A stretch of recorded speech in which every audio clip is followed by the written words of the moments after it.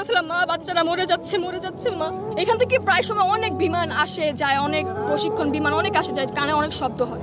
তো কালকে যখন এখানে জিনিসটা আসছিল, এত জোরে সাউন্ড আপনারা জাস্ট কল্পনা করতে পারবেন না, মানুষের কানের পর্দা ফেটে যাচ্ছিল। জিনিসটা আমি জাস্ট 5 সেকেন্ডের মধ্যে দেখি এখানে এসে পড়ছে।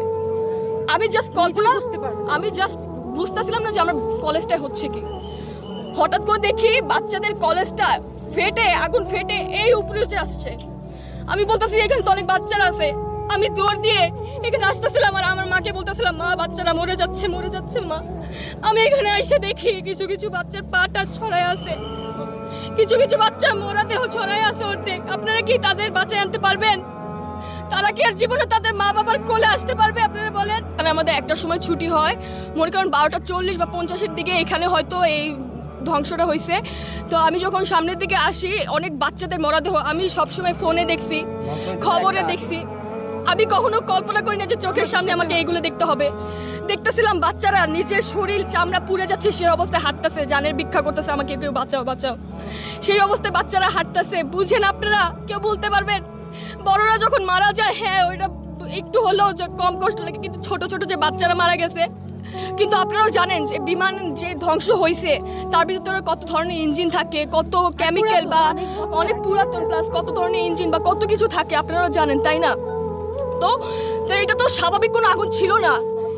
এইটা যে ধ্বংস হয়েছে এখানে পড়ছে, এটা স্বাভাবিক ছিল না। এইটা চারদিকে ছড়ে পড়ছে।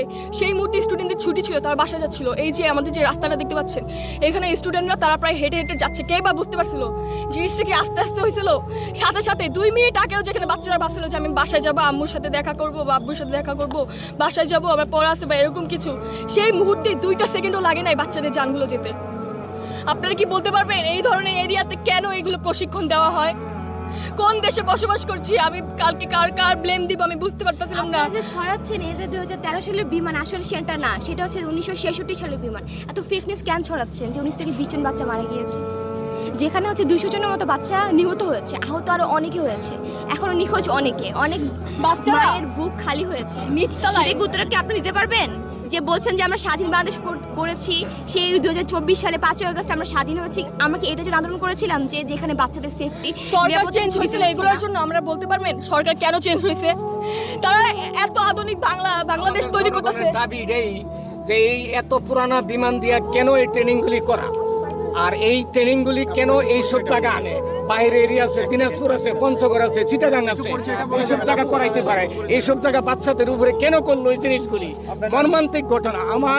আমার কান্দন, আমার চোখের পানি কালকে আমি তৈরি রাখতে পারি না। যে মা বাপের